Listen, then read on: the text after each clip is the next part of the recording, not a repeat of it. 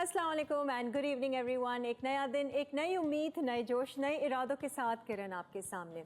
हमारे यहाँ इस बार बारिशें खूब दबाकर हुई हैं, लेकिन कराची के साथ क्या करें, थोड़ा सा मसला ये है कि ड्रेनेज का प्रॉपर सिस्टम नहीं है, जिसकी वजह से गलियों में, मोहल्लों में, खाली प्लॉट्स में ढेर सारा पानी जमा हो जाता है।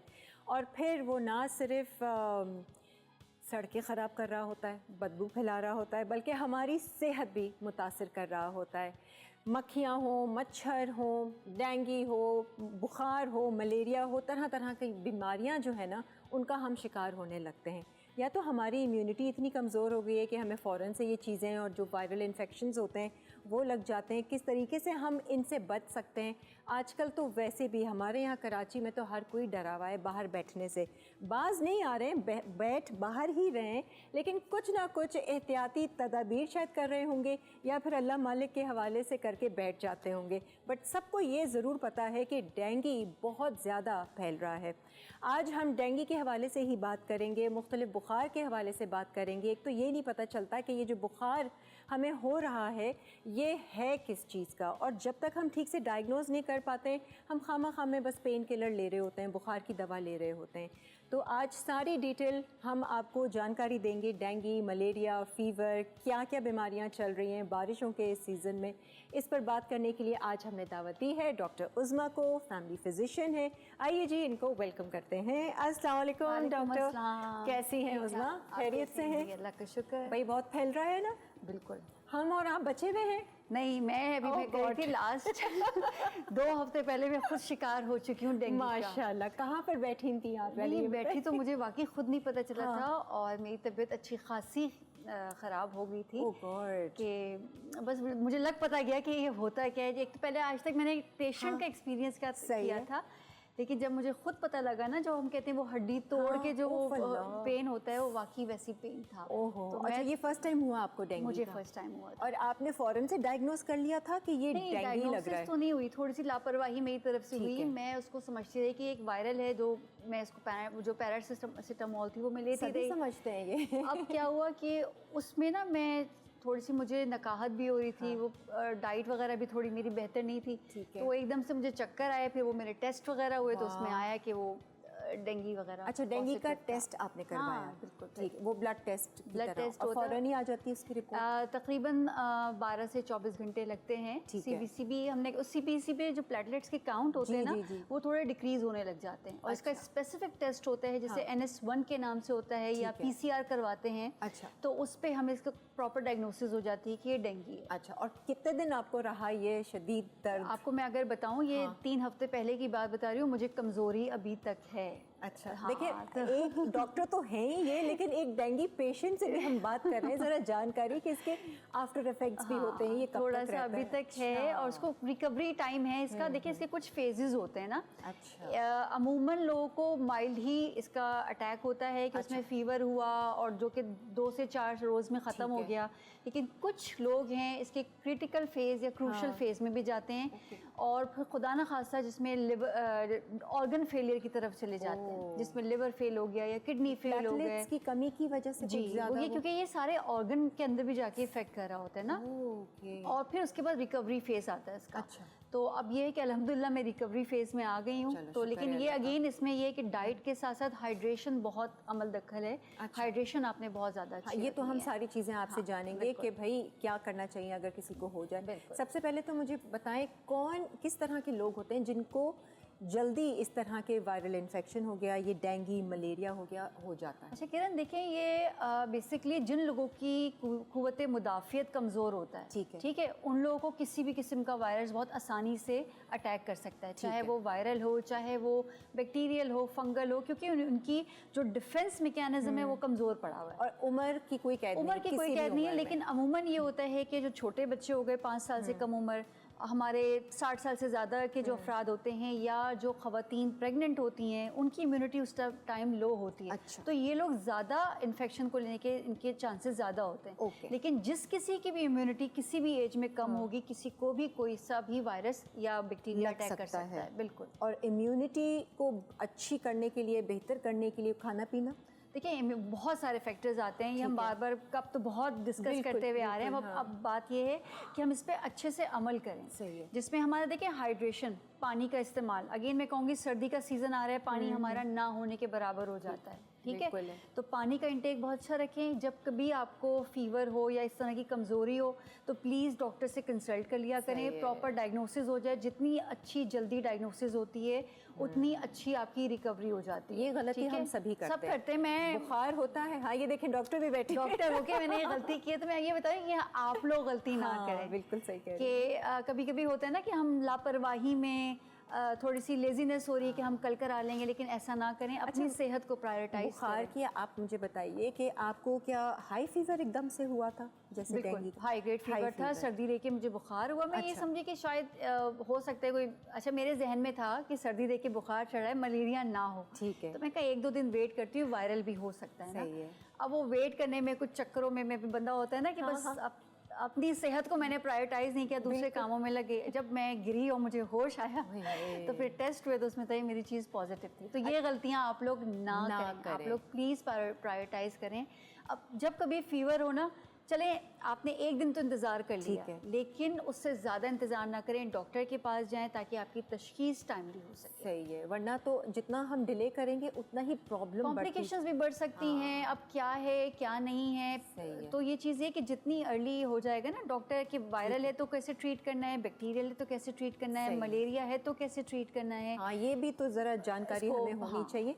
जैसे एक दिन आपने कहा इंतजार किया, तो उस एक दिन में हम पेन किलर ले सकते हैं? बिल्कुल, पेन किलर है, ये हम एंटीपायरेटिक कहते हैं, यानी कि बुखार को कम करने वाली दवाएं, जिसमें पैरासीटामोल सबसे ज़्यादा कॉमनली यूज़ होती है। ठीक है, सही है। तो आप वो ले सकते हैं और फिर अपने आप को अच्छे से वॉच करें कि ये बुखार कैसा है, एक सर्दी दे के चढ़ रहा है, ताकि आप अपनी अच्छी से जाके हिस्ट्री, अपने जो नॉलेज है उसको बताएं, ताकि आपके डायग्नोसिस में हेल्प करे। नॉलेज को अगर कुछ लगेगा, टेस्ट ज़रूरी है। जैसे अगर मैं आपको डेंगू का बताऊं तो डेंगू का भी बहुत ज़्यादा हमारे पास प्रिवेलेंस केसेस बहुत ज़्यादा आ रहे हैं। तो सबसे एक हम सीबीसी ज़रूर करवाते हैं। अच्छा, ठीक है। अच्छा, सीबीसी क्या होता है? कंप्लीट ब्लड पिक्चर होती है, जिसमें आपको आपके जो सेल्स होते हैं, जैसे कि प्लेटलेट डेंगू के अंदर जल्दी से गिर रहे होते हैं, ठीक है, तो वो हमें उसकी तादाद पे नज़र रखनी पड़ती है। अच्छा। अगर वो एक सर्टेन तादाद, प्लेटलेट की नॉर्मल जो रेंज होती है वो 1.5 लाख से 3 लाख के दरमियान होती है। सही है, ठीक है। अगर हम ये कहते हैं कि हमें एकदम से उसको ट्रांसफ्यूज़ नहीं करना, यानी कि प्लेटलेट उसको नहीं लगाने, वो होता है कि अगर आपके प्लेटलेट 50,000 से 35,000 से कम होने लग गए ना, तो ये राइट टाइम है कि अब आपको कोई इंटरवेंशन करके उसको ट्रांसफ्यूज़ करना है प्लेटलेट्स। तो पहले दिन ही हम जब बुखार हो रहा है तो थोड़ा सा शक कर लें और चले जाएं, डॉक्टर को दिखा दें, ताकि सीबीसी आप एक दिन वेट कर सकते हैं ब्लड टेस्ट के लिए कि चलो हम नेक्स्ट डे हम सीबीसी करवा लेंगे, ताकि वो हम अपने एक पता चल जाए कि उस पर क्या आ रहा है ना। अच्छा, सही कि आपके रिजल्ट्स क्या आ रहे हैं, प्लेटलेट आपके ठीक हैं या कुछ नहीं है। अगर परसिस्टेंट फीवर जा रहा है तो फिर हम ये कहते हैं 3 से 4 दिन हो गए, फिर एक ब्लड कल्चर कराते हैं। ठीक है, कि ये ब्लड कल्चर में कौन सा बैक्टीरिया जो है वो फीवर करा रहा है, जिसमें टाइफॉइड जिससे बहुत कॉमन आ गया है। ओहो, उसमें भी ये हो सकता है। उसमें भी हो सकता है। टाइफॉइड का टेस्ट फिर हम कहते हैं कि ब्लड कल्चर की तरफ जा रहे होते हैं। अच्छा, अब ये देखते हैं ज़रा कितना प्रोलॉन्ग है, और ये तमाम हर तरह के जो ये फीवर हैं, मलेरिया और डेंगू के फीवर में क्या फ़र्क है, कुछ सिम्टम्स हैं, उस पर भी हम बात करेंगे। एक ब्रेक की तरफ बढ़ते हैं और फिर वापस आते हैं।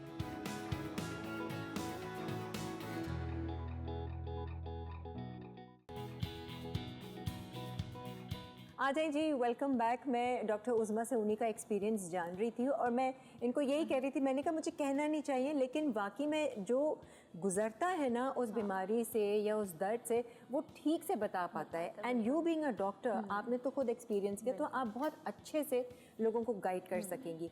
यहाँ हम बुखार की बात कर रहे थे, मलेरिया और डेंगू के बुखार में कुछ सिम्टम्स में फ़र्क है, क्या है? अच्छा, देखिए बुखार किरण होता है ये कि अब मलेरिया और डेंगू दोनों मच्छर के काटने से होता है, लेकिन जो मलेरिया है वो खुद इन्फेक्टेड होता है एक पैरासाइट से, जो इसको हम कहते हैं हाँ, वो पैरासाइट से हो रहा है। और जो डेंगू का मच्छर है वो इन्फेक्टेड है बाय वायरस।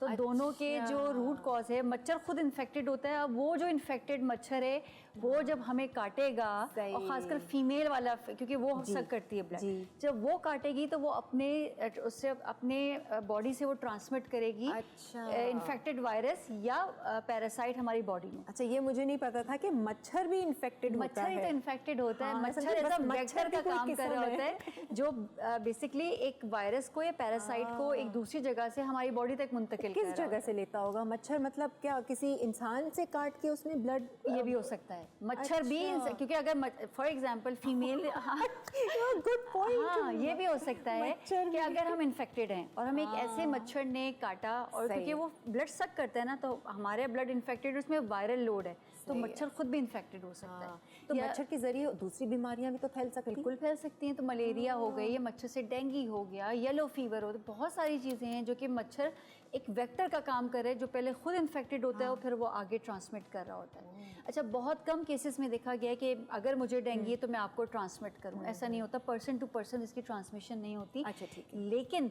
जैसे अगर हम ब्लड ट्रांसफ्यूजन कराने जाते हैं तो इसीलिए कहते हैं ब्लड की स्क्रीनिंग होना बहुत ज़रूरी है।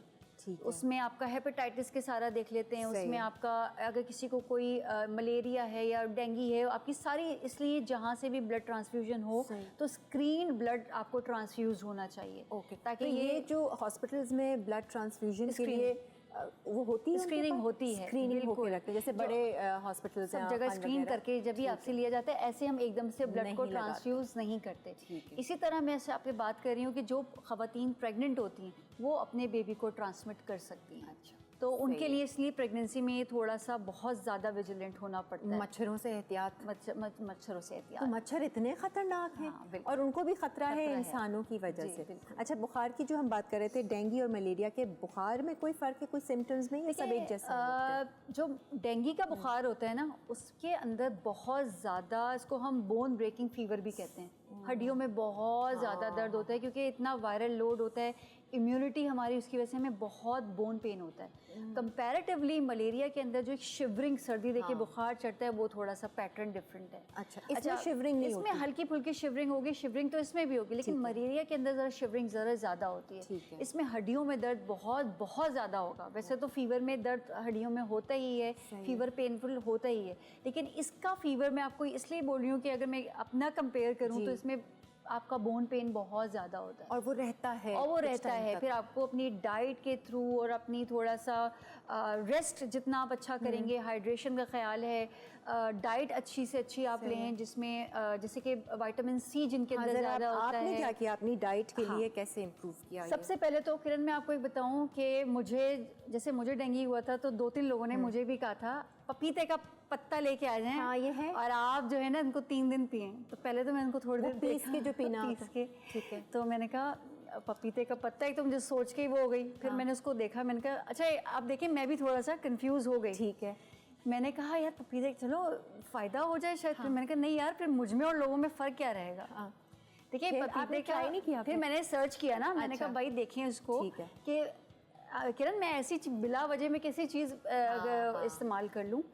देखिए पपीते का पत्ता, मुझे रिसर्च में कहीं नहीं मिला कि पपीते के पत्ता को इफेक्ट करता है। ठीक है। हाँ, आप पपीता खाएं, वो विटामिन सी रिच होता है, उसमें एंटीऑक्सीडेंट होते हैं। और ये सारे विटामिन सी आपके प्लेटलेट या ब्लड जो सेल्स होते हैं उनको बढ़ाने में मदद देते हैं। ठीक है। अपनी हाइड्रेशन का ख्याल रखें, ये इनडायरेक्टली आपके ब्लड सेल्स को बढ़ाता है। सही है। ठीक है। आपने सेब पे लेमन स्क्वीज करके, लेमन को आपने निचोड़ लिया, छिलके के साथ, आयरन रिच होता है सेब, उसमें लेमन में विटामिन सी होता है, वाकई प्लेटलेट काउंट बढ़ाने में मदद देता है। आपने किया ये मैंने किया। पपीता किया नहीं किया? नहीं, मैंने पपीता नहीं किया। एक तो किरण जो सोच के अगर हम ट्राई भी कर ले तो कोई हर्ज तो नहीं होगा? हर्ज तो कोई नहीं है, लेकिन ये कहीं प्रूवन नहीं है कि ये बढ़ाएगा। तो मेरे ख्याल में ये है कि देखिए पपीते का पत्ता अगर लेके आ रहे हैं, उसको पीस रहे हैं, मुझे लगता है कि किसी को सूट नहीं किया, वो वॉमिट कर दी तो मजीद वो डिहाइड्रेशन करा सकता है, तो तबीयत और बिगड़ सकती है। वॉमिट नहीं आए ताकि ना, तो वैसे ही डिहाइड्रेशन है बुखार की वजह से और आप वॉमिट कर रहे हो तो मजीद तबीयत बिगड़ सकती है। सही है। विटामिन सी हमने किसी तरीके से जी, विटामिन सी ये हरी पत्तों वाली सब्जियां होती हैं ना, पालक हो गई, जितने भी हरी पत्तों वाली सब्जियां, शिमला मिर्च हरे रंग की, ये सब विटामिन सी रिच होती हैं। ठीक है। इसी तरह विटामिन के हो गया, फोलेट हो गया, ऐसी सब्जियां, फल, ऐसी दालें हो गई जो कि आपकी इम्यूनिटी बढ़ाएंगे और ये प्लेटलेट बढ़ाते हैं। तो सप्लीमेंट्स भी हम ले सकते हैं। जिंक बहुत अच्छा है। आप जिंक हो गया, वो फायदेमंद है, वो प्लेटलेट काउंट बढ़ाता है। और एक सबसे मजे की बात बताऊं कि लोग समझते हैं कि 3 दिन हमने पपीते का पत्ता जो हमने पिया और उसके बाद हम रिकवरी हो गई। अच्छा, हमारी बॉडी के अंदर अल्लाह ताला ने निज़ाम ऐसा रखा है कि जो हमारे प्लेटलेट्स हैं ना, ये मेरे आपके हम सब के, इसकी ज़िंदगी 7 दिन है। सही है। ठीक है। हर नॉर्मल बंदे के अंदर। तो हमारी बॉडी के अंदर एक कंटिन्यूस प्रोसेस होता है जिससे ये बन रहे होते हैं, बन रहे हैं और टूट रहे हैं, बन रहे और टूट रहे हैं, ये नॉर्मल प्रोसेस है। इसी तरह जब वायरल हमारी बॉडी को अटैक करता है ना, तो ये वक्ती तौर पे कम हो जाएंगे। जब बॉडी को सिग्नल मिलता है कि अब हमें बनाना है, तो बॉडी वैसे ही 3 दिन के बाद उसको बनाना शुरू कर देगी। तो आप देखें लोग के रिकवरी की तरफ चले जाते हैं। कुछ % लोग हैं जो कि क्रिटिकल फेज या क्रूशल फेज में जाते हैं, जो मैंने बताया, और उसकी पहचान ये है कि उनको सिवियर एब्डोमिनल पेन होगा, पेट में दर्द हो रहा है, सांस लेने में दिक्कत हो रही है, तो आपको देर नहीं लगानी है, फौरन से अपने डॉक्टर को रिपोर्ट करना है या हॉस्पिटल रिपोर्ट करना है। अच्छा, ये कॉम्प्लिकेशंस में जा रहा है डेंगू की तरह। सही है। और अगर जैसे कॉम्प्लिकेशंस नहीं है तो आप खुद ही थोड़ा सा बेटर फील करेंगे, तबीयत में आपका फीवर सेटल डाउन होगा, तबीयत के अंदर थोड़ा बेहतरी महसूस होगी। अगेन आपने वही डॉक्टर से कंसल्ट ज़रूर रखना है, क्योंकि आपका हर 24 घंटे में प्लेटलेट्स काउंट चेक होना ज़रूरी है। और वो काउंट चेक करने के लिए जाना पड़ता है, CBC करवाए ना। अब तो होम सैम्पलिंग की भी सहूलत हो गई है, घर पे आके अगर आपको नहीं हो रहा और आपको लगता है कि आप करवा सकते हैं, तो घर पे भी कॉल करके होम सैम्पलिंग भी हो जाती है। हर बड़ी लैब ये ऑफर कर रहे हैं, ठीक है। वरना चले जाए, क्योंकि इसमें ये होता है कि जैसे मैंने आज अपना प्लेटलेट चेक करवाया, तो मेरा ज़रूरी है कि मैं कल भी चेक कराऊं कि वो अगर बढ़े हैं तो फिर आपको दोबारा चेक कराने की ज़रूरत नहीं है। नॉर्मल कब आते हैं, कितने टाइम के बाद? नॉर्मल अगर मैं देखा जाऊं तो 4 से 5 दिन के बाद वो रेस करना शुरू हो जाता है। ठीक है, नॉर्मल, ये नॉर्मल है। लेकिन लोगों के क्या होता है कि मुसलसल गिर रहे हैं, तो फिर वो, और मुसलसल भी आपने 30-35 हज़ार से कम हुए, तो वहाँ पे टाइम है जहाँ फिर आप ट्रांसफ्यूजन की तरफ या फिर उसकी तरफ जाना पड़ेगा। तो इसीलिए आपको रेगुलर CBC हम करवाते हैं, या डॉक्टर देख लेते हैं कि CBC नहीं तो सिर्फ प्लेटलेट काउंट देख लें कि उसमें क्या बेहतरी आ रही है, उस हिसाब से फिर वो दवाई भी दी जाती है। अब जैसे डेंगू और मलेरिया की दवाइयाँ हैं ना, मलेरिया की तो एंटी मलेरियल ड्रग्स हैं, ठीक है, तो हम लोग खुद भी ले लेते हैं। अक्सर ऐसा होता है कि जी खुद ले लेते हैं, आपने ले ली, लेकिन ये सही नहीं है। देखिए किरण, मैं बार बार ये बात कहती हूँ, एक बच्चे को मलेरिया हुआ है, एक बूढ़े को हुआ है, एक जवान को हुआ है, सबकी डोज, सबकी चीज़ें डिफरेंट होंगी, बिल्कुल, है ना। तो और वो मैंने आपको बताया, मलेरिया में एक पैरासाइट की वजह से हो रहा है, तो उसकी जो दवा है उस पैरासाइट के अगेंस्ट है, ठीक है। और ये जो डेंगू हो रहा है, ये वायरस की वजह से हो रहा है, तो एंटीवायरल एज इसकी कुछ नहीं है। इसकी ट्रीटमेंट वही है, 6 से 7 दिनों में रिकवरी होगी।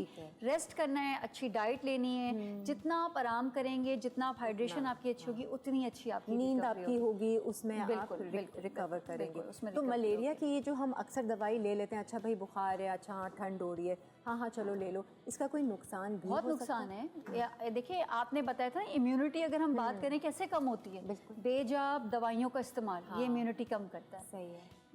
इम्यूनिटी कम के बजाय अब हमारा ये भी हो रहा है कि हमारी जो हम एंटीबायोटिक लेते हैं, बॉडी के अंदर रेजिस्टेंस होने लग गई कि एंटीबायोटिक सब असर नहीं कर रही होती। बिल्कुल सही। जिसमें मैं आपको एक एग्जांपल दूं टाइफॉइड की।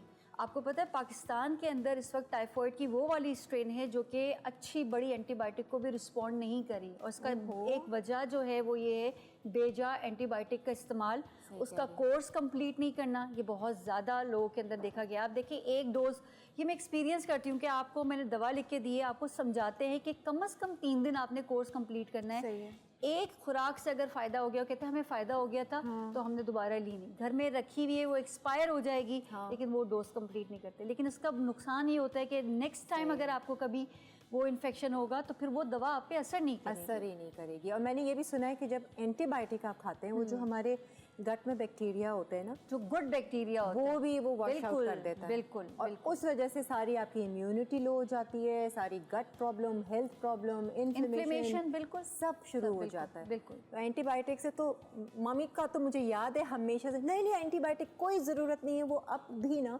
बच्चों को बोलती रहती हैं, वो नहीं ज़रूरत। देखिए कुछ इन्फेक्शंस होते हैं वो सिवियर होते हैं, हम तो फौरन ही कर लेते हैं। डॉक्टर से कंसल्ट करें और 2-3 दिन वेट कर लिया करें। देखिए हर बुखार बैक्टीरिया की वजह से नहीं है, और हर बुखार में एंटीबायोटिक की ज़रूरत नहीं है। तो आप 1-2 दिन वेट कर लें। आपने बुखार कम करने की दवा ली, आराम किया, पानी लिया, आपने अच्छी डाइट रखी, और डाइट को थोड़े थोड़े हिस्सों में खाएं, ठीक है। और अपने डॉक्टर से कंसल्ट कर लें, अगर वो ज़रूरी समझेगा तो आपको बुखार की दवा दे देगा, अदरवाइज वो एंटीबायोटिक दे देगा, वरना ज़रूरत नहीं है, आप वैसे ही रिकवर कर जाएंगे। अब कुछ डॉक्टर्स को वैसी आदत होती है, एंटीबायोटिक लिख कर दे देंगे, हम वैसे ही घबरा रहे होते हैं, एक ब्रेक लेते हैं और फिर वापस आते हैं।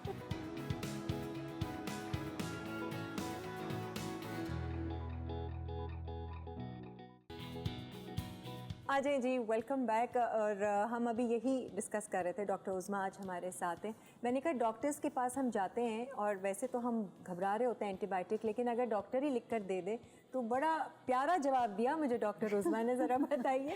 नहीं, मैं ये कहती पेशेंट सेटिस्फाई नहीं होता जब तक वो एक लिस्ट नहीं देगा ना दवाइयों की। उसको इत्मीनान लगता है कि डॉक्टर ने मुझे दवाइयों की एक लिस्ट दे दी है, और अगर कभी ना लिखे ना किरण तो कहते हैं नहीं डॉक्टर साहब एक एंटीबायोटिक तो लिख दें। तो देखें अपनी ऊपर जुल्म ना करें, फाइनेंशियली भी जुल्म कर रहे हैं और अपनी बॉडी पे भी जुल्म कर रहे हैं। देखिए डॉक्टर सोच समझ के आपको दे रहा है, उसकी बातों पे अमल करें और एक विजिट करके उसको बता दें। अगर सिम्टम बेहतर नहीं हुए उसके अकॉर्डिंगली फिर वो आपको ट्रीट करेगा। और एकदम से एंटीबायोटिक लेना, किरण हम बार बार डिस्कस करें कि एकदम से नहीं, 2-3 दिन का वेट करें। ठीक है, ये मैं आपको मेजॉरिटी की बात बता रही हूँ, कुछ चीज़ें केसेस ऐसे होते हैं जो एक्सक्लूडेड होते हैं, उसमें वो एक अलग सिनेरियो है। ठीक है, लेकिन मेजॉरिटी केसेस में हमें 1 से 2 दिन ज़रूर वेट करना चाहिए। मतलब उसको जिसे कहते हैं ना हल्का ना लीजिए एंटीबायोटिक को, वो और तबाही आपके बॉडी में कर रहा होगा। अच्छा, डेंगू जानलेवा भी हो सकता है, इस स्टेज तक भी पहुंच सकता है? बिल्कुल हो सकता है। जैसे हमने भी बताया था 3 फेजेस इसके हो गए। एक फेब्राइल फेज जिसमें बुखार आ रहा है या सर में शदीद दर्द है, आँख के पीछे इसका एक दर्द होता है, सर में दर्द लोगों को अमूमन ये होता है। ठीक है, इस तरह की तो हमने कहा कि जॉइंट पेन हो रहा है, ये सारी चीज़ें। लेकिन अगर मैंने बताया किसी को डेंगू डायग्नोज हो गया है, उसके पेट में शदीद दर्द है, ठीक है, उसको जो है बहुत ज़्यादा चक्कर आ रहे हैं, इतनी वॉमिटिंग हो रही, परसिस्टेंट वॉमिटिंग हो रही है, तो फिर ये अलामत हैं कि या उसको जो है उसका यूरिन उसको पास नहीं हो रहा, ये अलामत है कि आपने फ़ौरन से इमरजेंसी में जाना है। ठीक है, ये मीन्स कि वो क्रिटिकल फेस में है, जहाँ चांसेस होते हैं कि ऐसा तो नहीं कि वो और बढ़ता चला जाए, वर्स हो जाए। अगर क्रिटिकल फेस में आपने फ़ौरन से हॉस्पिटल चले गए और उसको राइट ट्रीटमेंट मिल गई तो काफ़ी हद तक चांसेस हैं कि वो रिकवर्ड हो जाए। सही है। कुछ परसेंट, 1-8% चांसेस हैं कि खुदा न खास्ता डेथ हो जाती है। ठीक है, अगर डेंगू से बिल्कुल, क्योंकि वो ऑर्गन फेलियर में चला गया, जिसमें किडनी फेल हो सकता है, जिसमें लिवर फेल हो सकता है। किडनी अगर उसमें चला गया फिर तो वो डेथ हो सकती है। लेकिन कुछ को अगर जैसे मैंने बताया कि प्लेटलेट काउंट अगर बहुत कम था, आपने उसको ट्रांसफ्यूज़ कर दिया, उसको हाइड्रेशन उसकी बेहतर कर दी, प्रॉम्प्टली उसको सिम्टम के मुताबिक ट्रीट कर दिया तो रिकवरी फेस में आ जाता है। अच्छा, सही। अच्छा, एक बार किसी को डेंगू हुआ तो क्या दूसरी बार डेंगू होना वो प्रोन हो जाता है या थोड़ा सा दोबारा होता है तो फिर क्या? अच्छा, जो दोबारा डेंगू होते हैं ना किरण, वो ज़्यादा ख़तरनाक है। अच्छा, ज़्यादा ख़तरनाक क्यों है? क्योंकि डेंगू के ना 4 स्ट्रेन हैं जो कि डेंगू कराती हैं। फॉर एग्ज़ाम्पल जैसे इस दफ़ा मुझे एक मखसूस किस्म से डेंगू हुआ था। ठीक है, उसके ख़िलाफ़ मेरी बॉडी ने एंटीबॉडीज़ बना ली। ठीक है, अब नेक्स्ट टाइम मुझे किसी दूसरी स्ट्रेन से हुआ तो जो मेरी पहले से एंटीबॉडी बनी हुई थी ना, वो और सिचुएशन को वर्स्ट कर देंगी। तो इसलिए कहते हैं कि जो दोबारा जो डेंगू होते हैं वो ज़्यादा ख़तरनाक होता है, तो आपको ज़्यादा विजिलेंट होना पड़ता है, ख़ासकर जब ये सीज़न चल रहा हो, ये सब चीज़ें हों तो आपको और ज़्यादा विजिलेंट होना पड़ता है। मतलब ऐसे ही नहीं है अनसुनी कर दी, सीरियस लेना है। बिल्कुल। कैसे महफूज रहा जा सकता है डेंगू से? सब लोग महफूज रह सकते हैं। किस तरह से किरण, देखें हमने बताया कि मच्छर से, और डेंगू का जो मच्छर है ना वो साफ़ पानी में इसकी अफजाइश होती है। ठीक है, ठीक है। अभी जैसे बारिश चल रही थी, घरों के बाहर आपने पानी, देखें ये इंडिविजुअल भी प्रैक्टिस है, हम सब ने मिलके अपनी ये काम करना है, मिलजुल के भी करना है और अपनी इनफरादी तौर पे भी काम करना है कि पानी ना जमा होने दें, अगर है तो बुला के आप सफाई करवाएं उसकी। घरों के अंदर आपने देखा होगा परिंदों के लिए पानी भर के रख देते हैं, उसको डेली बेसिस पे चेंज करें। क्योंकि उसमें क्या होता है, उसमें मैंने आपको बताया साफ़ पानी में अफजाइश होती है इस मच्छर की। इसी तरह से बाल्टियों में पानी भर के आप बाहर ना रखें, पौधों को पानी देते तो पानी खड़ा हो जाता है, आप उसको फ़ौरन से साफ़ कर दें ताकि पानी जमा ना हो। साफ़ पानी में समझ नहीं आता कि कैसे डेंगू का मच्छर वो आ जाता है। देखें इसमें हर चीज़ को ना उसकी ब्रीडिंग होने के लिए एक स्पेसिफिक इन्वायरमेंट चाहिए होता है। तो इसकी ये खुसूसियत है इस मच्छर की, इसको ये वाला स्पेसिफिक इन्वायरमेंट चाहिए, इस पानी में ग्रो करता है। अब मलेरिया वाला मच्छर की बात बताऊँ, वो गंदगी में भी उसकी ब्रीडिंग हो जाएगी।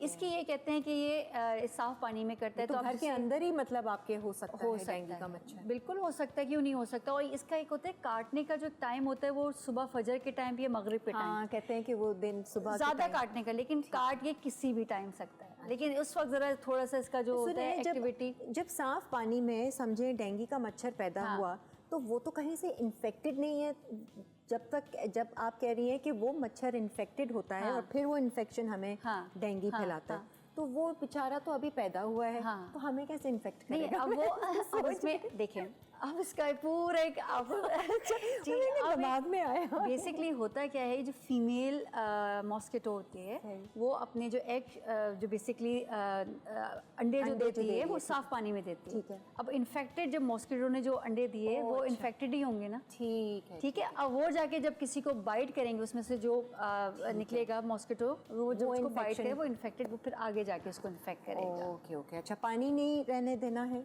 घरों को जालियों से, खिड़कियां दरवाजे लाजमी जालियों से आप उसको कवर करें। ठीक है। अच्छा, दूसरा ये कि कोशिश करें कि मॉस्किटो रिपेलेंट आता है वो ज़रूर लगाएं।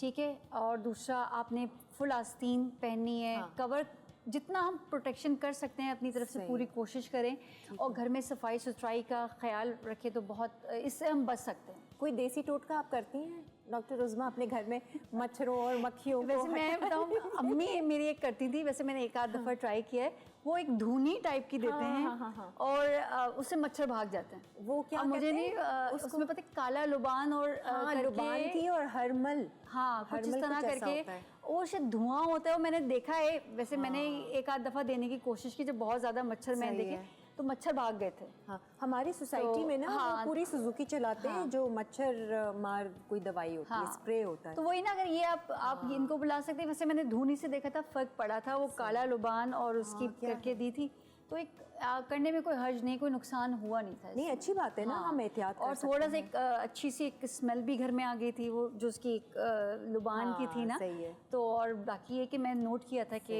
मच्छर काफ़ी कम हो गए। अच्छा, आपके पास काफ़ी केसेस आते हैं, अभी आ रहे हैं? अभी आ रहे हैं, बिल्कुल आ रहे हैं। और किस स्टेज पर आ रहे हैं आपके पास? नहीं, आते फीवर के साथ है। ठीक है। अच्छा, अब फीवर कब से है ये मैं पूछती हूँ, फीवर कब से? उन्होंने कहा 2 से 3 दिन हो गए। फिर मैं कहती हूँ एक CBC करवा लें। 2 से 3 दिन हो चुके हैं और फीवर बेहतर नहीं हो रहा, उन्होंने दवा ले ली है, तो फिर एक CBC हम उनको करवा लेते हैं। ठीक है। और CBC जब में प्लेटलेट कम आते हैं, फिर हम उनको डेंगू का जो कन्फर्मेटरी टेस्ट होता है वो लिख देते हैं कि आप करवा लो। फीवर आता कितना है? मतलब 101 होता है, 102 होता है, कितना? अच्छा, इसमें मैं आपको बताऊं, ऐसा मैं नहीं कहूँगी कि हाई ग्रेड फीवर के साथ आ रहे हैं।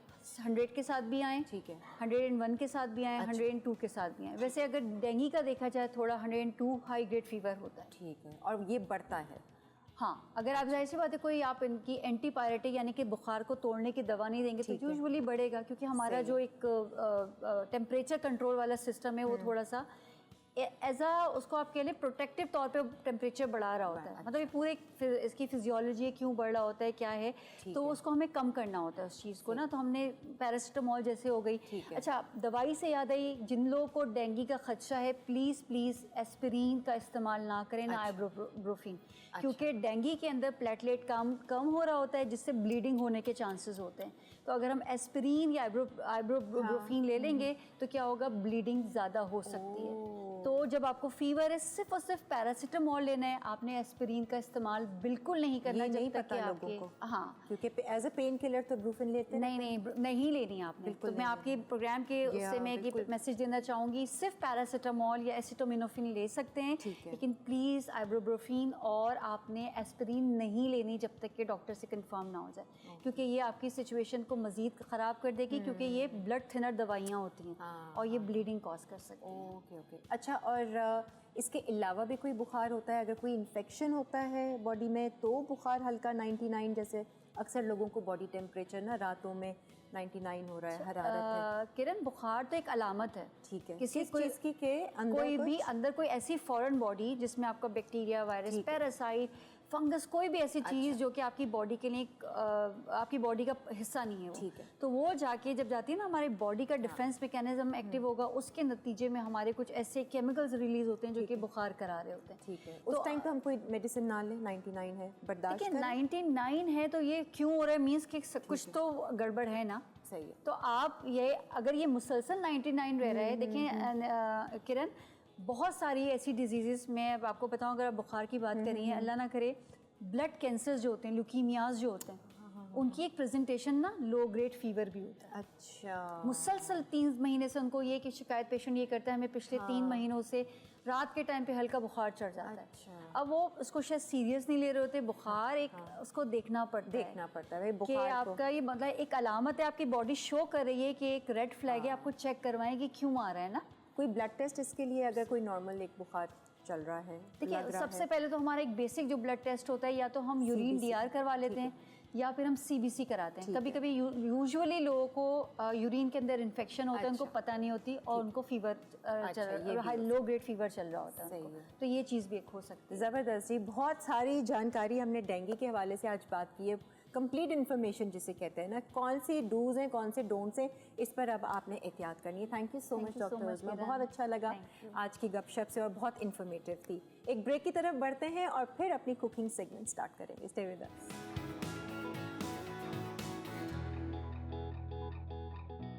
आज हैं जी, वेलकम बैक। आज हमने दावत दी है एक शेफ़ को, और वो तो भाई proper chef coat, chef cap पहन कर भी आई हैं और फर्स्ट टाइम आ रही है मेरे ख्याल से। शेफ़ हिना से ज़रा बातचीत करते हैं, मज़ेदार सी रेसिपीज़ लेकर आई हैं। क्या हाल चाल है हिना? अस्सलाम वालेकुम, कैसी हैं? माशाल्लाह, लुकिंग गुड, थैंक यू। ये कब आपको लक़ब मिला शेफ़ का, ज़रा बताइए। ये तकरीबन 10 साल हो गए मुझे इस फील्ड में। माशाल्लाह, ओके। मेरा अपना पेज भी है फूड हेवन के नाम से। Food heaven? जी, फूड हेवन। मैं कस्टमाइज फूड भी देती हूँ लोगों को, और फ्रोजन आइटम्स मेरे बहुत फेमस हैं। Very good. और कस्टमाइज फूड जैसे किसी ने कुछ ऑर्डर करवाना है, कुछ भी ऑर्डर कर दिया, 5% का मैक्सिमम मैं ऑर्डर लेती हूँ, और फिर मैं उसी जैसे अगर मुझे रात को भी आया ना तो मैं सुबह उनको डिलीवर कर देती हूँ। क्या बात है ना? बिल्कुल बिल्कुल, आप स्टैंड बाय पे खड़ी हुई हैं लोगों के लिए कि भाई कुछ लोग ये कहते हैं कि कोई हमें नहीं देगा, लेकिन आप देंगी। हाँ वही। और मैं आपको बताऊँ 5% का भी कोई नहीं कर रहा होता, वो एटलीस्ट अगर वो इस तरह के ऑर्डर्स लेते हैं तो वो 15% या 10 अबव लेते हैं, तो ये भी बहुत अच्छी बात है। और किस तरीके के लोग ऑर्डर्स आपको देते हैं, जो रनिंग ऑर्डर्स हैं आपके? रनिंग फ्रोजन के अलावा? फ्रोजन के अलावा फेसबुक से ऑर्डर्स आते हैं, नियर बाय जो लोग जानते हैं। एक दफ़ा टेस्ट डेवलप हो गया है ना जिनके हाथों, जिनके मुंह में, तो वो लाजमी मुझे ही ऑर्डर करते हैं। और वो क्या चीज़ें होती हैं? तकरीबन डेली बेसिस का खाना हो गया, जैसे दोपहर का लंच फूड हो गया, 5 बंदों का फैमिली है जैसे, तो उन्होंने किया कि हमें कहीं जाना है तो आप हमारे घर खाना भिजवा दें, तो वो मैंने पिक एंड ड्रॉप सर्विस भी रखी हुई अपनी ही। अरे वाह, मतलब दाल चावल सब्जी टाइप भी? हर चीज़। हाँ, दाल चावल मेरा इतना फेमस है कि फैमिली में 2-3 दफ़ा चला गया है ना तो वो लाजमी बार बार ऑर्डर कर रहे होते हैं। मेरी एक दोस्त है जाने वाली है, वो क्या करती हैं, घर में खाना नहीं बनाती हैं उनके, वो आप ही की तरह कोई होम शेफ़ है जिनको वो ऑर्डर देती हैं। वो कहती हैं ये मुझे ज़्यादा इकोनॉमिकल पड़ता है, वो दिन का 3 टाइम का खाना या 2 टाइम का खाना, लंच और डिनर, तो उसको कुकिंग भी नहीं करनी पड़ती है, और क्योंकि वो अपने शूट्स वगैरह पे रहती है। और मेरे रेट्स भी इतने इकोनॉमिकल हैं कि अच्छा है ना, वो लोग मुझे कहते हैं कि आप इतने में ये वाला खाना दे देंगी, पक्का कह रही हैं? मैं कह रही हूँ हाँ मैं दे रही हूँ भाई। अच्छा, डाइट फूड वगैरह हो? डाइट फूड भी है, डाइट फूड भी मेरा चलता है, वो भी मैं कस्टमाइज डाइट फूड है ना, ब्राउन ब्रेड सैंडविचेस हैं, ब्राउन ब्रेड के बर्गर्स हैं। मैं ना आपका नंबर नोट कर लूँगी ज़रूर, इंशाल्लाह। और अगर आपने भी रब्ता करना है तो क्या पेज का नाम बताया? Food heaven. Food heaven. आप भाई शेफ़ हिना से रब्ता कर सकते हैं, ये आपके लिए आसानियाँ कर देंगी। बिल्कुल। आज क्या हम सीख रहे हैं हिना? आज हम बना रहे हैं गलावट के कबाब हैं, उसको प्लेटर में सर्व करेंगे विद राइस। ठीक है। और अच्छा, गलावट के कबाब विद राइस? जी, विद ग्रेवी है उसके साथ, और उसको राइस के साथ हम मैंने प्लेन जीरा राइस रखे हैं, लेकिन आप उसको गरम मसाला राइस, मैक्सिकन राइस और डिफरेंट राइस के साथ इसको सर्व कर सकते हैं। सही है। और दूसरी रेसिपी क्या बना रहे हैं? है मालपुड़ा, जो कि हमारी मेमन कम्युनिटी से ताल्लुक है मेरा, तो मेरे मालपुड़ा जो है रमजान में बहुत ज़्यादा चलते हैं ऑर्डर्स पे। बस है ना, जल्दी से लग जाओ काम पे, ज़्यादा से ज़्यादा मालपुड़ा बनवाएंगे आपसे, उसमें टाइम लगेगा। ज़रूर। हाँ जी, सबसे पहले क्या कर रहे हैं? सबसे पहले मैं ये इंग्रेडिएंट्स बता देती हूँ, जो कि गलावट के कबाब हैं। उसके लिए मैंने आधा किलो चिकन ली है, जो कि बोनलेस चिकन है, लेकिन मैंने उसको दोबारा से एक दफ़ा चॉपराइज किया है ताकि वो कीमा जो होता है थोड़ा सा और ब्लेंड हो जाए। ठीक है, ठीक है। उसके साथ हम ये लेंगे 1 ब्रेड का स्लाइस है, इसको मैंने पानी में सोक किया हुआ है। इसी को अच्छा, आपने है ना मिक्सिंग करनी है ना, तो साथ साथ हम मिक्सिंग कर लेते हैं। बिल्कुल, मैं मिक्सिंग कर। बड़ा बोल अगर आपको चाहिए उसमें, या इसी में ही हम करेंगे? हाँ, हमने कहा कि साथ साथ ही हम कर लेते। ये दूं बड़ा आपको, ये बोल? जी, बड़ा बोल मुझे आसानी से आप, ये सही हो गया भाई। तो शौक है आपको फुल? बिल्कुल। कुकिंग शुकिंग का? घर में कौन अब कौन है? माशाल्लाह मेरा है ना काफ़ी ज़्यादा मतलब रनिंग आइटम्स हो रहे हैं, अब काफ़ी जगह शोज़ में भी जाती हूँ। अच्छा। काफ़ी कॉम्पिटिशन्स मैंने फेसबुक पे बहुत विन किए हैं, और है ना काफ़ी अब तो लोग ऐसे नाम से पहचान लेते हैं। Very good. फेसबुक की जो मेरी आईडी है वो अरीबा मोहम्मद के नाम से है, मेरी बेटी के नाम से, लेकिन वो माशाल्लाह इतनी है वो आईडी लोग चल हो गए वो अरीबा के नाम से मुझे पहचानते हैं। अच्छा अच्छा। तो कहते हैं कि आप अरीबा हैं या हिना है। ठीक है। और इंस्टा पर आपने कहा है कि? इंस्टा पे भी हूँ, फेसबुक पे भी हूँ, दोनों पे अरीबा के नाम से मेरा अकाउंट है, और फेसबुक वो आईडी वो जो है पेज है मेरा फूड हेवन है। जी जी, बस वो उसी पे ऑर्डर करके आपके नंबर डिटेल्स वगैरह सब कुछ है उसके अंदर। ठीक है। हाँ जी, क्या क्या जाएगा इसमें? चिकन डाल दिया मैंने इसके अंदर, और मैंने ये जो लिया है ब्रेड का 1 स्लाइस लिया है मैंने, और इसको सोक किया हुआ है। हाँ, इसका पानी मैं निकाल रही हूँ। ठीक है। ब्रेड इसलिए हम डालते हैं ताकि थोड़ी सॉफ्टनेस भी आती है और बाइंडिंग अच्छी हो जाती है उससे उसकी। अच्छा, और और कलावत का चिकन के जी, चिकन के भी हैं, बीफ के भी हैं, लेकिन टाइम की ज़रा शॉर्टनेस थी तो मैंने चिकन यूज़ किया है। और मोस्टली हम घरों में अमूमन ज़्यादा चिकन ही यूज़ करते हैं क्योंकि बच्चों को भी नहीं पसंद होता ज़्यादा बीफ, तो वो फिर चिकन इजीली बन जाता है और इकोनॉमिकल भी पड़ता है हमें, ज़ाहिर चिकन जो है। और जो आपने डालनी है इंग्रेडिएंट्स, ये मैंने ब्रेड का एक स्लाइस डाल दिया है और ये जो सारे इंग्रेडिएंट्स हैं मैं इसमें पहले बता देती हूँ, ठीक है? नहीं, साथ साथ ही डालते रहो। अच्छा, हाँ, इसके लिए मैंने 1 टेबल स्पून ज़ीरा लिया है और ये है हमारा मीट टेंडराइज़र, ताकि ये थोड़ा सा, हम इसमें और कोई एजेंट नहीं डाल रहे ना, हम मीट टेंडराइज़र ताकि ये इसको बिल्कुल सॉफ्ट कर देगा। अच्छा, मतलब चिकन भी अगर इस्तेमाल कर रहे हैं तो हम मीट टेंडराइज़र जी बिल्कुल, ताकि ये बिल्कुल उसको बिल्कुल आपको लगेगा कि आप मुंह में आपके जाते ही वो घुल जाएगा। अच्छा, इस वजह से हम डाल रहे हैं। सही है। और जिंजर गार्लिक का पेस्ट है, ये हमने 1/2 टेबल स्पून डालना है क्योंकि बाकी हम इसकी ग्रेवी भी बनाएंगे ना, ठीक है, हमें उसमें भी डालनी है चीज़ें। और ये मैंने डाला है 1 table spoon coriander, fresh coriander है, ठीक है, कुटावा धनिया। और ये हल्दी मैंने डाली है पिंच, और साथ ही मैं सॉल्ट डालूंगी, सॉल्ट अकॉर्डिंग टू टेस्ट आप डालें, ठीक है। और ये है लाल मिर्च में 1 टेबल स्पून डालती हूँ, ठीक है। इन सब चीज़ों को हम अच्छे से मिक्स कर लेंगे। सही है। इसको अगर आप घर में हैं जैसे तो आप इसको आधा 1 घंटा रख देना मैरिनेट करके। ओवरनाइट भी रख देती हूँ मैं तो अक्सर घर में, अगर मुझे ऑर्डर्स पे बनाना होता है तो मैं ओवरनाइट भी रख देती हूँ। अच्छा, इसके भी ऑर्डर्स मिलते हैं? जी बिल्कुल। इसकी ये जो है ना, डायरेक्ट मेरे पास से ये इसी तरह से सीख कबाब टाइप फ्राई होके और चले जाते हैं। फिर आप उसको बर्गर्स में यूज़ करें, रोल्स बना के यूज़ करें, आपको जिस तरह भी। और मैं फिर मैक्सिमम घर में जब बचती है ना तो मैं फिर इसको ग्रेवी बना के चावल के साथ सर्व कर देती हूँ। और जैसे आज बन रहे हैं यही ग्रेवी बना के, बिल्कुल, ठीक है। हाँ, अगर इसकी ग्रेवी वगैरह चढ़ानी है वो भी चढ़ा सकते हैं। कढ़ाई में बनाएंगी? जी कढ़ाई।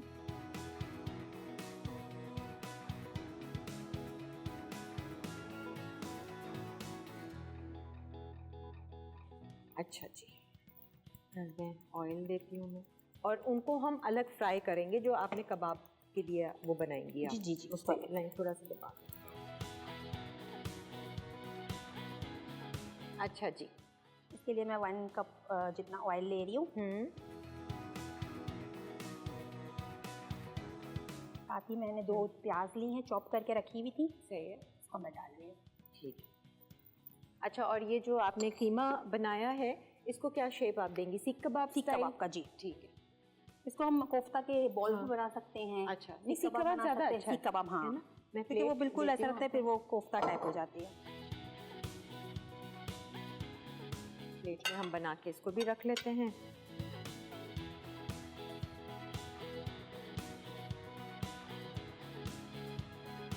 तो डेली ही कुछ ना कुछ कुकिंग होती है? अल्हम्दुलिल्लाह डेली मेरा रोज ऑर्डर्स का कुछ ना कुछ जाता है। और फिर घर का खाना तो कभी कभी ऐसा होता है कि ऑर्डर बड़ा होता है ना, तो फिर वो ही घर के लिए भी बन जाता है, तो आप एक्स्ट्रा बना लेती हो। फिर वो मैं बच्चों को यही कहती हूँ कि मैं आज है ना हमारी मर्जी से नहीं खाएंगे, आज हम उनकी मर्जी से खाएंगे। और लोगों पे डिपेंड करता है क्या ऑर्डर। और बच्चे मेरे यही बोलेंगे, आप उनके लिए तो इतने अच्छे बना लेती हो, हमारे लिए आप कभी कभी सब्जियां बना लेती हो, कभी ये बना लेती हो। मैं कहती हूँ चलो मिल तो जाता है ना खाना, उनके ऑर्डर में भी मिल तो जाता है। और क्या, हर दिन ही कुछ ना कुछ नया अल्हम्दुलिल्लाह। अच्छा जी, हमने ब्रेक पे भी जाना है। यहाँ पर हम प्याज को हल्का गोल्डन ब्राउन करके रखते हैं, कबाब तैयार करके प्लेट में रख लेते हैं। इसके बाद क्या क्या होगा ये आपको शेफ हिना बताएंगी इस ब्रेक के बाद। Stay with us.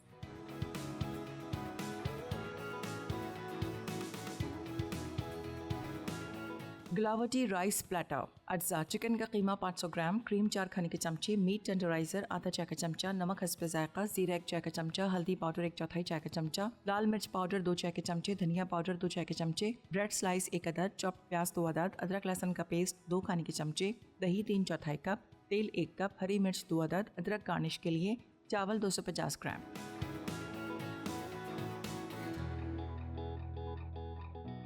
Welcome back. बहुत ही हसीन और खूबसूरत सा कलर आ गया है प्याज हमारी फ्राई हो गई है। अब इसमें क्या डालना है? अब मैं इसमें दही डाल दूंगी। ठीक है, 1 कप के करीब। 1 कप दही, 250 ग्राम सही है, दही डालिए।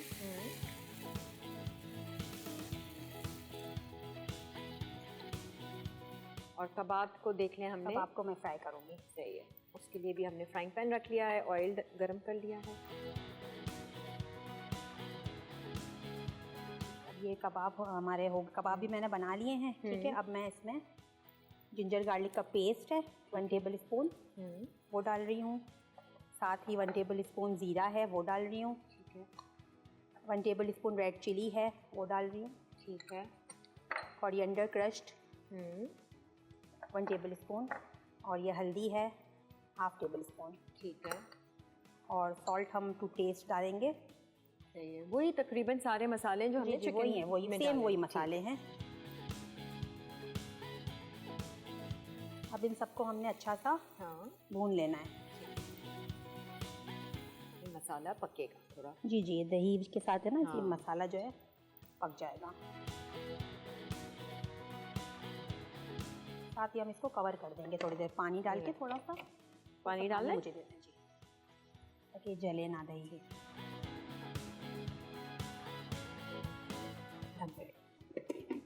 मैं ना सबसे अच्छा क्या बना लेती हैं? आपको अपने हाथ का क्या पसंद है?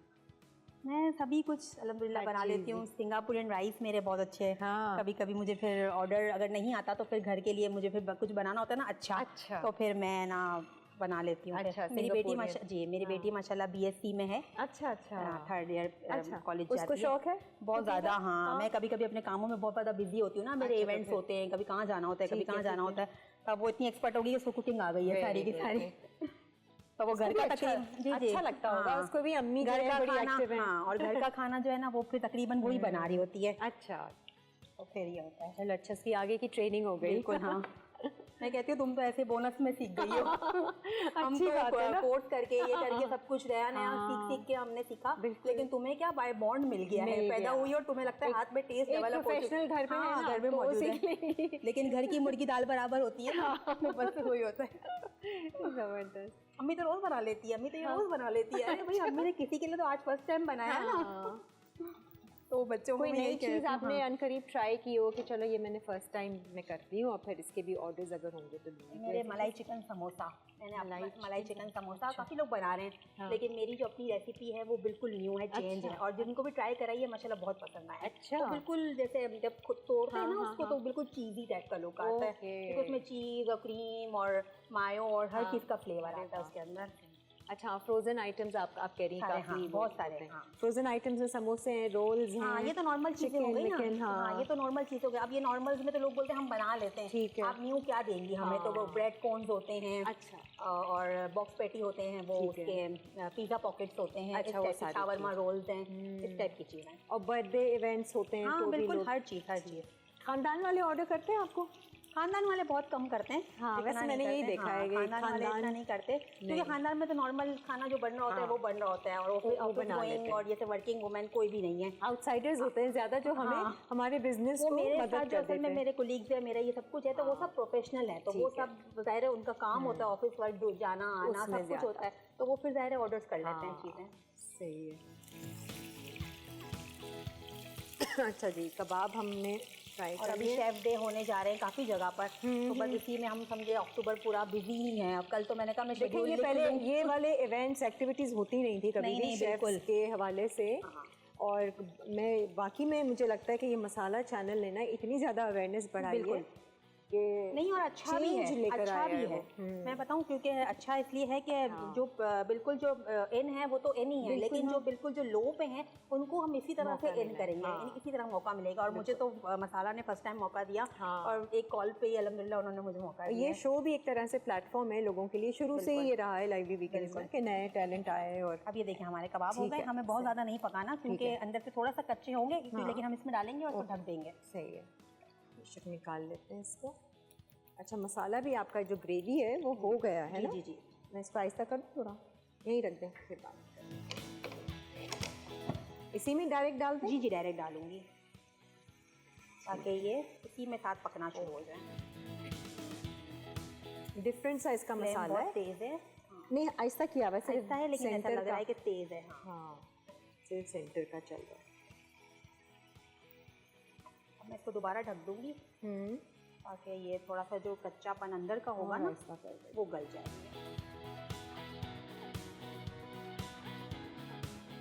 इसको कितनी देर तक हमने पकाना है? इसको बस 5 मिनट पकाएंगे और ठीक है। और तो इसमें मजीद कुछ नहीं डालना? नहीं कुछ भी नहीं डालेगा, बस ऊपर से हम शक्ल बहुत अच्छी आई है, थोड़ा सा डिफरेंट है क्योंकि टमाटर नहीं, आपने टमाटर डाला। नहीं है इसके अंदर, दही इसके अंदर साथ। टमाटर डलते ही नहीं है। ठीक है, मज़ेदार। बस ये हमारा हो गया है। अब हम इसमें डालेंगे ये फ्रेश क्रीम। ओह, तभी तो आपने कहा ना कि चावलों के साथ सर्व करेंगे। मैं थोड़ा हैरान हुई, मैंने कहा कब। नहीं, और दही की जो गलावट ग्रेवी है की। वो इतनी ज़्यादा बनती नहीं है। ठीक है, तो है ना, हमें क्या इसको ज़रा अब देखें, दही डाली तो हमने तेल हमारा पूरा ऊपर आ गया, सही लेकिन है। हमने क्रीम जब डाल दिया है तो तो हमारा different बिल्कुल एक colour भी- क्रीमी टेक्सचर हो जाएगा, कलर बिल्कुल चेंज हो जाएगा। अब क्रीम डालने और के cream, बाद बस हाँ। थोड़ा सा ही आपने इसको 10 मिनट हाँ, बस 5 मिनट काफ़ी है। क्योंकि ज़्यादा मज़े नहीं का लग रहा पकाएंगे, है। क्योंकि फिर ये कबाब हमारे हार्ड होना शुरू हो सही जाएंगे। है, ओके, ओवर कुक करेंगे ओवर तो कुक, हाँ, हार्ड हो जाएंगे फिर। ठीक है। और हमें बहुत ज़्यादा भी पका देंगे तो हो सकता है कि ये हाँ, बिल्कुल हाँ, अपनी जगह हलवा छोड़ हो दें, बिल्कुल जाए, हलवा हो बिल्कुल। जाएंगे, क्योंकि हमने सही मीट है। टेंडराइजर डाला हुआ है इसके अंदर।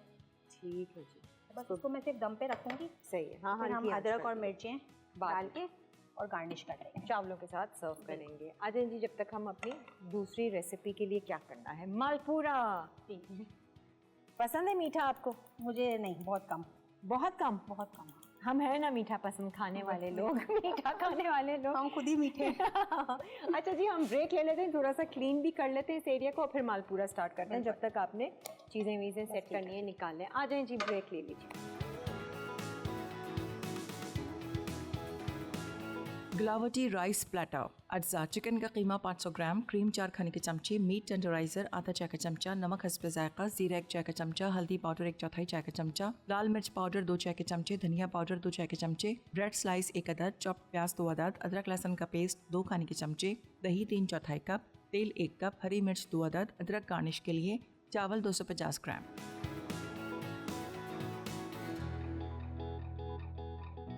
खुशबू आ रही है भाई, हमारे डायरेक्टर साहब भी आ गए थे अपना काम छोड़ के ब्रेक में खुशबू सूंघने के लिए। क्या ज़बरदस्त शक्ल आई है, और इसकी ग्रेवी ने एकदम से जो है ना टेक्सचर चेंज किया है। बिल्कुल। ये है जी मलाई, ये गलावट के कबाब हैं गलावट के जी, कबाब। गलावट के कबाब हैं और साथ हम राइस के साथ इसको सर्व करेंगे। और मज़े की थोड़ी है। सी मैं हरी मिर्च और अदरक इसके अंदर डाल दूं, ताकि ये थोड़ा सा जो अरोमा है इस चीज़ का भी वो भी आ जाए इसके यानी अंदर। मैं अपनी अलग से रोटी की ज़रूरत नहीं है, चावल नहीं राइस- है, राइस के मैं आज साथ। आराम से लंच कर लेंगे। अर्ली डिनर हो जाएगा बल्कि मेरा। चलो जी, ये रेडी हो गई, बंद करना है आपने। इसकी गार्निशिंग हम बाद में कर लेंगे, सर्व करेंगे। आ जाते हैं मालपूरा पे।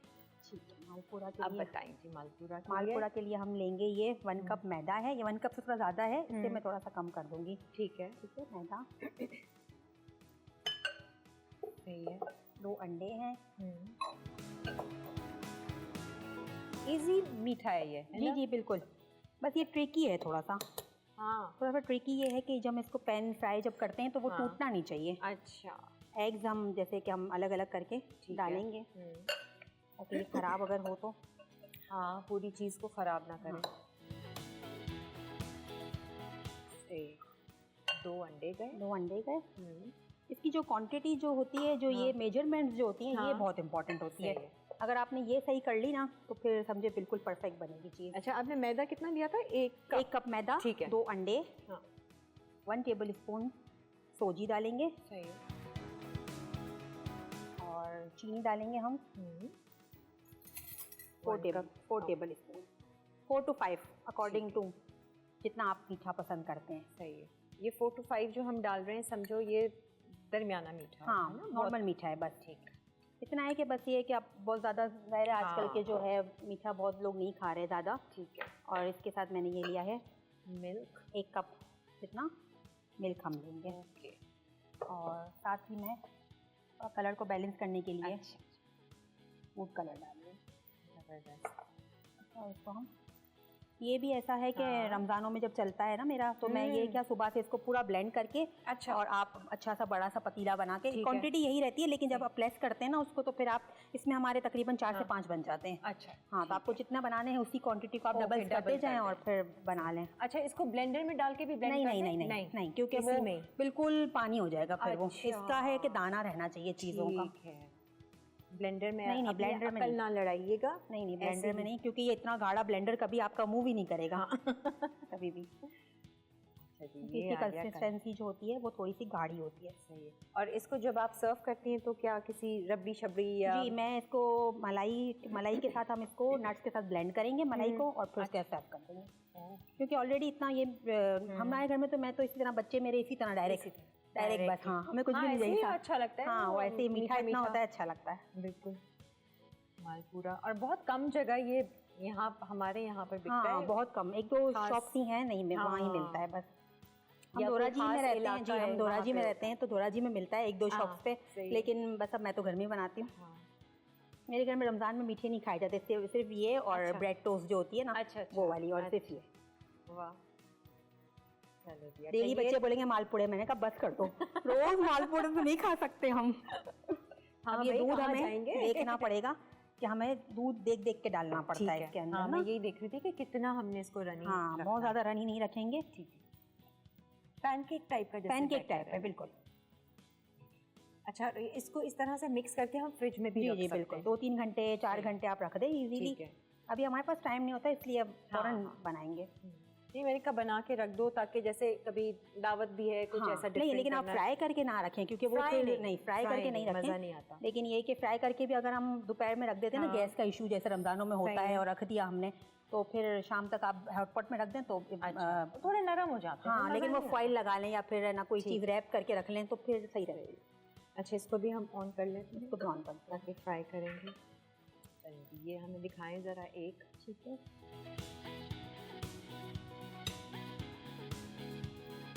मज़े का है जी ये तो।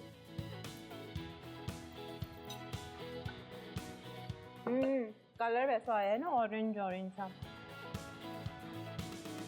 इसी तरह का होता है। कुछ लोग को येलो सा जी जर्दे का रंग डाल दें, ऑरेंज डाल दें। अगर नहीं डालेंगे तो वो बिल्कुल फिर वाइट हो जाएगा, मजे पैनकेक्स टाइप लगेगा फिर वो।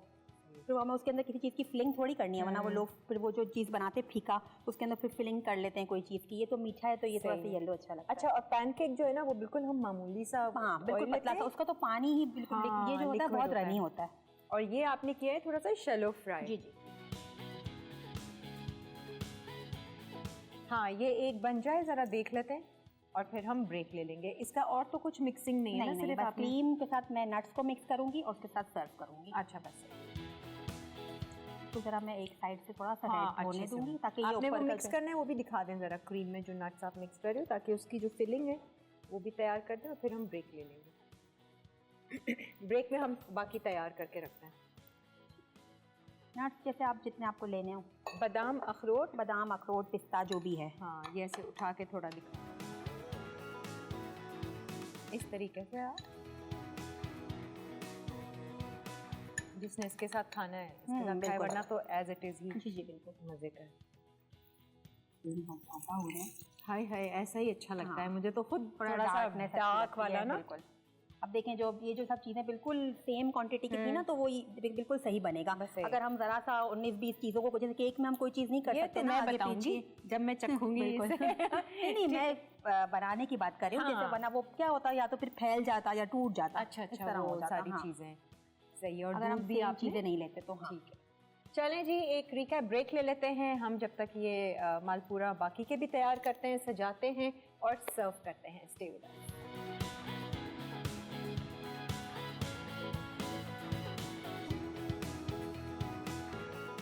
Malpura with cream. अज्जा: दूध 1 कप, सूजी 2 खाने के चमचे, अंडे 3 अदद, चीनी 4 खाने के चमचे, फूड कलर 1 चुटकी, मैदा 4 खाने के चमचे, घी फ्राइंग के लिए, क्रीम गार्निश के लिए, नट्स गार्निश के लिए।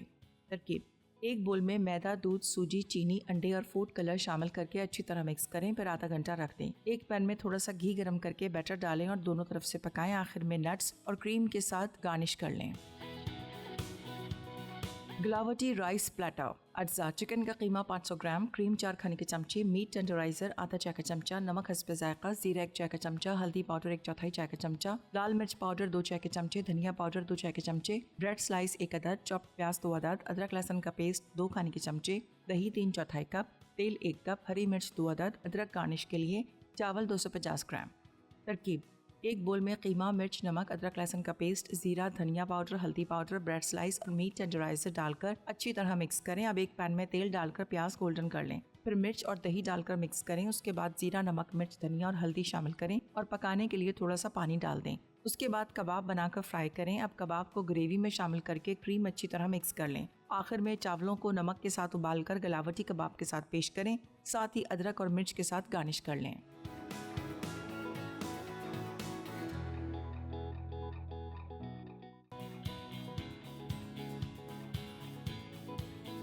जी जनाब, कितने खूबसूरत ये प्लेटर्स लग रहे हैं। वाकई में मैं खुद भी मॉनिटर में देख रही थी, इतने अच्छे से आपने सजाया है ना, कोई कह नहीं सकता। ये जैसे हम कॉन्टिनेंटल खाने ऑर्डर करते हैं ना, और जिस तरह की उनकी प्रेजेंटेशन होती है, आपने ये देसी खाने को उस तरीके से प्रेजेंट किया है। देखिए, प्रेजेंटेशन अगर अच्छी ना हो तो फिर हमें खाना देखने से भी अच्छा नहीं लगता। और मेरा तो पैकिंग में फूड जाता है तो डब्बे के अंदर, फिर ऊपर क्लिंग, फिर ऊपर ब्राउन वाले शॉपर, तो पता नहीं क्या क्या, वो ऐसा लगता है जैसे वो करनी पड़ती है ना, पैक होता है। तो मतलब लोगों को लगता है कि हाइजीन का बहुत अच्छे से ख्याल रखा जा रहा है। बहुत अच्छी बात है, ये चीज़ बहुत काउंट होती है। कभी मैं भी इधर उधर से ऑर्डर करती हूँ तो मैं कुछ ना चाहते हुए भी मेरी नज़रें और मेरी ऑब्जर्वेशन जाती है, ओ इन्होंने ये भी रखा हो, इन्होंने इस तरह से भी रैप किया, टिश्यूज़ हैं, हर चीज़ मैटर करती है। अच्छा, ये तो सिर्फ देखने में नहीं अच्छा बल्कि जायके में भी बहुत ज़बरदस्त है। बहुत डिफरेंट सी रेसिपी थी, मतलब ये आप लोग ज़रूर ट्राई करें। लेकिन चावलों के साथ नहीं, मैं कहूँगी रोटी या पूरी के साथ ना इसका एक अलग मज़ा आएगा। मेहमान है ना, तो हमें है ना, ये भी हमें निहारी भी चावलों के साथ हमारे हस्बैंड को चाहिए होती है। तो इस वजह से ना हर चीज़ के साथ चावल मस्त है। मेरे घर में ऐसा है कि अगर रोल पराठे कभी बन रहे हैं, कभी ऐसा कुछ बन रहा है, तो कहेंगे कि ना मेरे लिए चावल वाली कोई चीज़ भी भले आलू वाली तायरी बना दे, लेकिन बनाना जरूर। क्योंकि मुझे सिर्फ पराठे, अब मैं वो पराठे भी बनाऊँ, फिर मैं वो भी बनाऊँ, मैं बोली एक ही चीज़ बना लो, खा लो। ये तो छोड़ो भाई। और ये मालपुरा की बहुत अच्छी रेसिपी है, बहुत ज़्यादा मीठा भी नहीं है, बहुत फीका भी नहीं है। जो डिप आपने लगाया है इसमें भी आकर, अगर आप चाहें तो इसमें क्रीम थोड़ा सा मीठा कर सकते हैं, बट आपने सिर्फ क्रीम और नट्स डाले हैं इसमें। बहुत मज़ेदार सी भाई रेसिपीज थी। आपका कैसा एक्सपीरियंस रहा है ना? बहुत मज़ा आया, फर्स्ट टाइम मैंने शो किया आपके साथ। आपने बहुत अच्छे से बताया भी, समझाया भी। आपका यूट्यूब चैनल तो नहीं है? नहीं, यूट्यूब चैनल नहीं है। मैं फेसबुक पे इतनी हूँ कि बस मेरे लिए वही काफ़ी है, मुझे टाइम नहीं मिलता है। जाते जाते बता दें आप लोगों को। स्टिचिंग का भी काम है, तो मैं वो भी अपना करती हूँ मैनेज ना, तो रात को तकरीबन मैं स्टिचिंग करती हूँ बैठ के। मतलब आपको ऑर्डर्स लेती हैं आप? स्टिचिंग वगैरह, टेलरिंग का काम है मेरा पूरा। तो सुघड़ है। हाँ, तो वो कभी ऑर्डर नहीं होते तो फिर टेलर का काम करती हूँ, फिर कभी ये होता है तो वो होता है, कभी कभी दोनों बहुत पीक पे होते हैं रमजान में, तो बिल्कुल फुली पैक चल रही है। जाते जाते अपना पेज बता दो जहाँ पर लोग आपको ऑर्डर कर सकते हैं। ठीक है, मेरा पेज है फूड हेवन के नाम से है, आप वहाँ पे सर्च कर सकते हैं, और मेरा नंबर भी वहाँ पे मौजूद है। बाकी मसाला टीवी पे भी अगर आप पूछेंगे तो किरण ज़रूर बताएंगी आपको मेरे बारे में। मैं तो भूल जाती हूँ, इसीलिए मैंने कहा भाई जो आए वो बता दे, ताकि आई होप आपको मेरी रेसिपी अच्छी लगी होगी, ज़रूर ट्राई कीजिएगा। ज़रूर जी, थैंक यू सो मच, बहुत बहुत शुक्रिया है ना। आप तमाम देखने वालों का भी बहुत बहुत शुक्रिया। अपना बहुत सारा ख्याल रखें, खुश रहें, मुस्कुराते रहें और अच्छे गुमान में रहें। अल्लाह हाफ़िज़।